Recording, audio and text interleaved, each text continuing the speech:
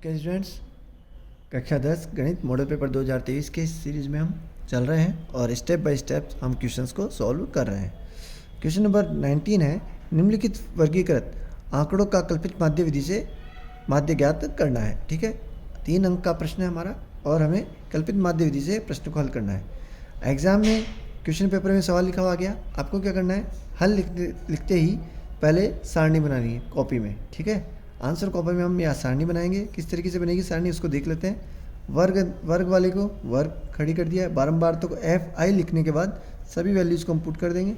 वर्ग चिन्ह किसे कहते हैं, जो वर्ग है, वर्ग अंतराल वाला जो वर्ग है उनके मिड वैल्यू को 11 और 13 के बीच में कौन होता है 12, 13 और 15 के बीच में 14, 15 और 17 के बीच में 16, इस तरीके से सबको हम लिख लेंगे। ठीक है, जब भी थोड़ा कठिन हो तो आप इस तरीके से भी कर सकते हैं कि 11 और 13 को हमने जोड़ा तो आए 24, 24 में 2 का भाग दिया तो 12, 13 और 15 को जोड़ा हमारे पास आया 28, 28 में 2 का भाग दिया तो 14। ठीक है, इस तरीके से हम सबको वैल्यूज़ को हम यहाँ पे निकाल रहे हैं। बारंबारता फिर से दी हुई है। अब उन्होंने चूँकि बोला है कल्पित माध्य विधि, तो कल्पित माध्य विधि में हम क्या करते हैं कि जो वर्ग चिन्ह आया है उसके किसी मिड वैल्यू को हम पहले ही मान लेते कि ये हमारा माध्य है। ठीक है, तो हमने मान लिया कि कल्पित माध्य A बराबर कितना है हमारा 18, 18 के ऊपर भी 3 लोग हैं, बीच में भी 3 लोग हैं, नीचे भी 3 लोग हैं, तो ये बीच की वैल्यू हो गई, तो इसको मान लेंगे कल्पित माध्य। ये हो गया 18। क्या करेंगे, XI माइनस 18, 12 में से 18 गए तो माइनस के 6, 14 में से 18 गए माइनस के 4, 16 में से 18 गए माइनस के 2, 18 में से 18 गए 0, 20 में से 18 गए 2, 22 में से 18 गए 4 और 24 में से 18 गए 6। इसके बाद हम क्या करते हैं, FI इंटू DI, इस FI की वैल्यू को DI से गुणा करेंगे।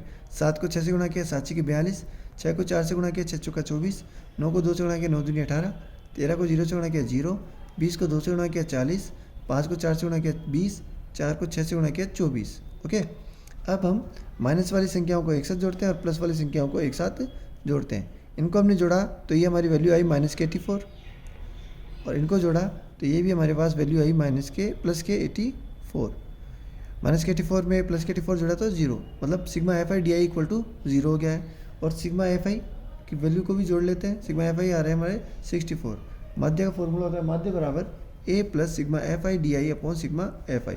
यहाँ पर A की वैल्यू 18 है तो A की जगह तो लिख दिया 18 plus sigma FI DI, sigma FI DI की वैल्यू है 0, 0 अपॉन सिग्मा FI की वैल्यू है 64, 64 का भाग 0 में दिया तो 0, तो हमारा माध्य जो आ गया वो आ गया 18। ओके, बड़ा ही आसान सवाल था, तो आप इस सवाल को अच्छे से करें, जितना ज़्यादा हो सके उतने ज़्यादा हाथ से सवाल करें।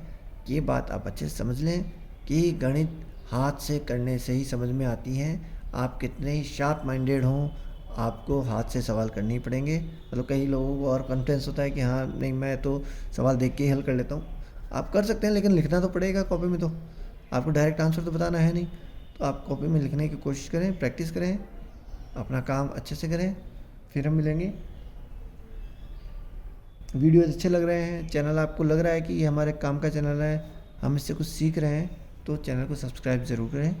ठीक है, क्योंकि मैं ये चाहता हूँ कि हम इस चैनल के माध्यम से केवल टॉपिक पे बात करें कि टॉपिक क्या है, बिना फालतू की बात किए कि ये क्या है वो क्या है। और जितना कम समय में आप प्रैक्टिस कर सकते हैं उतना, क्योंकि आपके पास अब समय कम है तो कम समय में हम ज़्यादा से ज़्यादा प्रैक्टिस करें। तो सवाल आपका वीडियोज़ में कम समय ख़राब हो, इसलिए मैं छोटे वीडियो बनाने की कोशिश करता हूँ।